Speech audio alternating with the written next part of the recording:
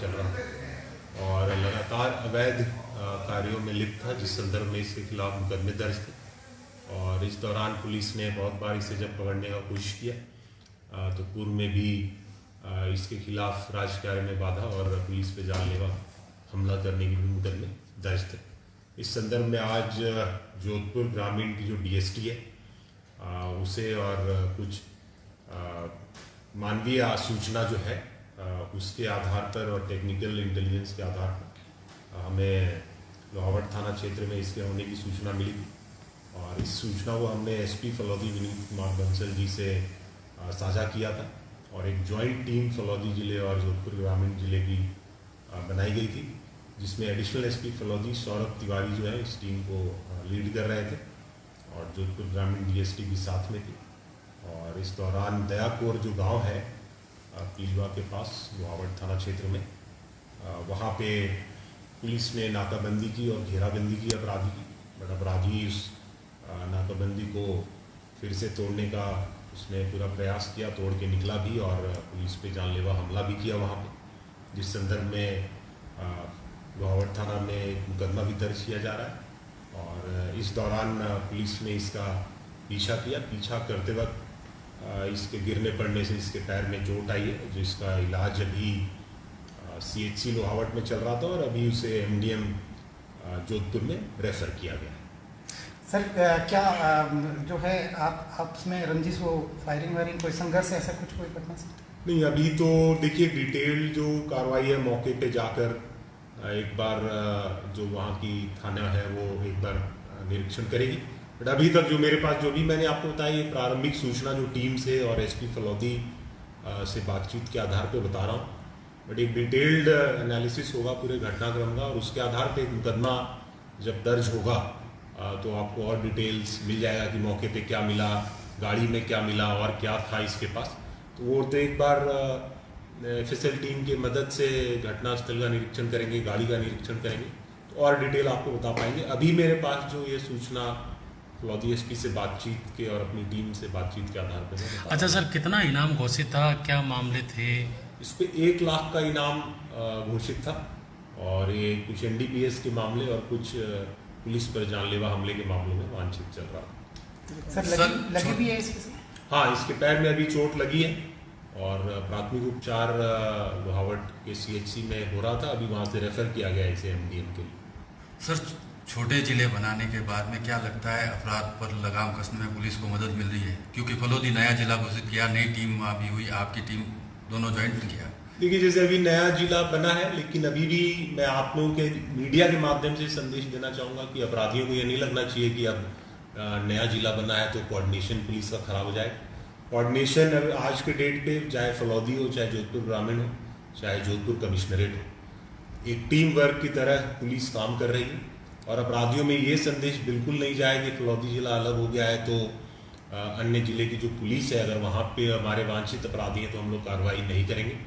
बिल्कुल ये coordinated effort से राजस्थान पुलिस एक है और हम लोग एक की तरह ही हर जगह काम कर रहे हैं। हाल ही में आपने देखा होगा कि बाड़मेर में भी एक जॉइंट कार्रवाई हुई थी और चूरू में भी हाल फिलहाल में आपने देखा होगा कि चूरू टीम और सीकर की टीम ने जॉइंट ऑपरेशन किया।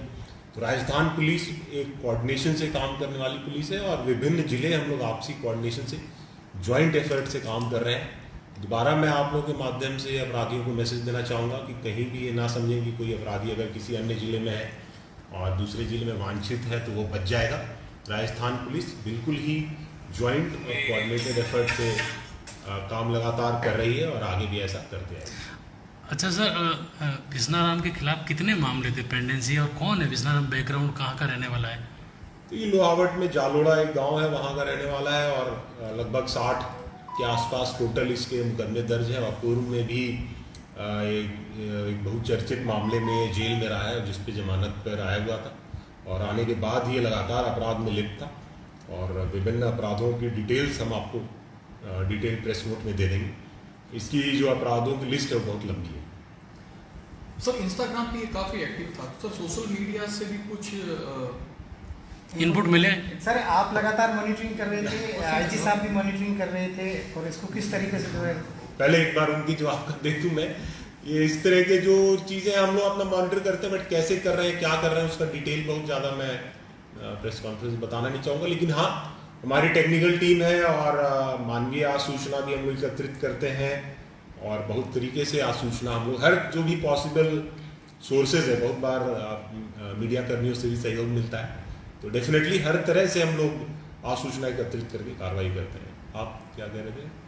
सर आईजी साहब भी मॉनिटरिंग कर रहे थे, आप भी मॉनिटरिंग कर रहे थे, उसी मॉनिटरिंग का पूरा नतीजा निकला कि आगे राइट फ्रॉम डीजीपी सर और एमएन दिनेश सर के मॉनिटरिंग में था ये।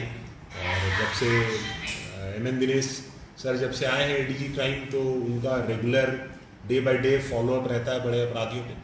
तो पीएचक्यू से भी था, आईजी साहब का भी रेगुलर इस पे मॉनिटरिंग था और उनके मार्गदर्शन मिलता रहता है। और जब भी इंटर डिस्ट्रिक्ट कोऑर्डिनेशन जब होता है तो आईजी साहब का रोल और बढ़ जाता है। तो आईजी साहब के स्मूथ मॉनिटरिंग के कारण ही आप देखेंगे जोधपुर रेंज में 2 या 3 जिले मिलकर लगातार कार्रवाई कर रहे हैं, क्योंकि अगर आपको इंटर डिस्ट्रिक्ट मॉनिटरिंग करके ऑपरेशन करना है तो आईजी साहब का रोल बहुत इंपॉर्टेंट है। सर 2 और 1 लाख के इनामी जो है अभी भी बाहर है, तो उनको क्या मैसेज करेंगे, सरेंडर हो जाए? बिल्कुल, मैं डे 1 से ही मैसेज कर रहा हूँ कि अपराधियों को सरेंडर होना चाहिए और अपराध का रास्ता छोड़कर नॉर्मल लाइफ जिए, मुख्य धारा से जुड़ें, क्योंकि पुलिस जो है अग्रेसिव तरीके से हम आपका पीछा कर रहे हैं। और बिल्कुल भी जहाँ भी अपराधी जो है पुलिस पे हमला करते हैं तो वापस आत्मरक्षा में जवाब देते हैं अपराधियों को। तो ऐसी स्थिति में अपराधियों को यही मैसेज है कि उन्हें सरेंडर करना चाहिए और मुख्य धारा से जुड़ना चाहिए। अच्छा सर, जो लोग इंस्टाग्राम पे ऐसे हार्डकोर अपराधियों को फॉलो कर रहे हैं, उन लोगों को लेकर कोई मैसेज? तो जैसा कि आप लगातार देख रहे हैं कि जो हार्डकोर या बदमाश अपराधी हैं वो लगातार अपील भी कर रहे हैं सोशल मीडिया पे आजकल कि अपराध की दुनिया को छोड़ें। और रेगुलर साइबर सेल जो है मॉनिटरिंग भी कर रही है वैसे युवाओं का जो कि इनको फॉलो करते हैं और इनको अपना आइडियल मानते हैं। तो इस तरह का जब हश्र अंत होता है अपराधियों का, तो डेफिनेटली युवाओं को के सामने एक सच्चाई सामने आती है कि अपराधी भले इंस्टाग्राम रील से दिखाता है कि हम बड़े ऐशो मौज की जीवन जी रहे हैं, लेकिन पूर्व में बहुत सारे अपराधियों ने सोशल मीडिया पे हाल फिलहाल में डाला है कि अपराध का जीवन आसान नहीं है।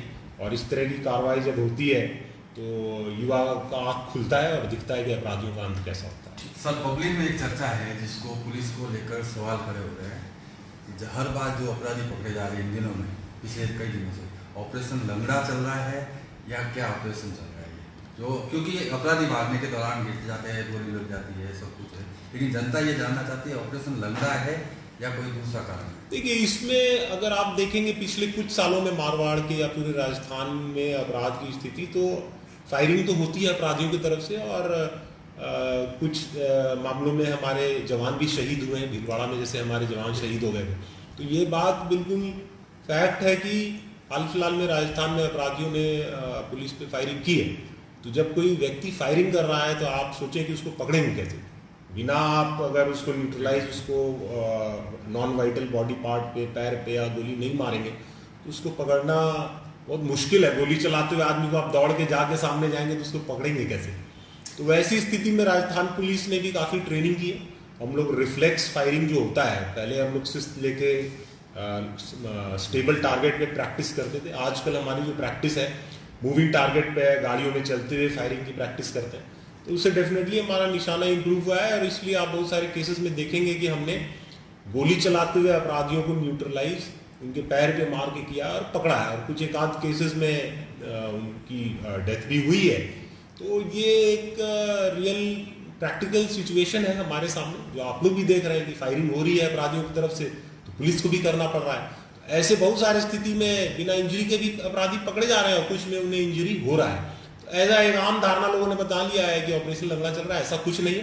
पुलिस जो है आत्मरक्षा में फायर कर रही है और उन कुछ केसेस में अपराधी भी चोटिल हो रहे हैं। सर, विष्णुराम का पकड़ा जाना और उसी दिन सर विश्नोई महासभा के राष्ट्रीय अध्यक्ष का जोधपुर में होना, ये सर संयोग है या प्रयोग है?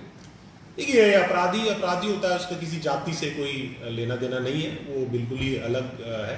अपराधी का कोई जाति धर्म वगैरह नहीं होता है, अपराधी हमारे लिए अपराधी है। अच्छा सर, इनकी पुलिस और विष्णुराम की आपस में कोई फायरिंग हुई या कैसे कि वो कैसे इंसिडेंट कैसे पकड़ा गया ये? आज का जो घटना है, क्योंकि लोहावट थाना क्षेत्र का है तो वहाँ FIR दर्ज होगा और वही आपको एकदम इंटीग्रिटी डिटेल दे पाएंगे कि कब कौन भागा, कैसे भागा। अभी मेरे पास प्राइमरी इंफॉर्मेशन बस ये है कि ऑपरेशन के दौरान उसने पुलिस पे जानलेवा हमला किया अपनी गाड़ी के माध्यम से, और उस दौरान पुलिस ने भी उसका पीछा किया, जिस दौरान उसे चोट आई है। अब कैसे आई है, कहाँ गिरा, क्या गिरा, वो डिटेल्ड जो है प्रेस नोट लोहावट थाना से आपको प्राप्त किया। ठीक है सर, थैंक यू।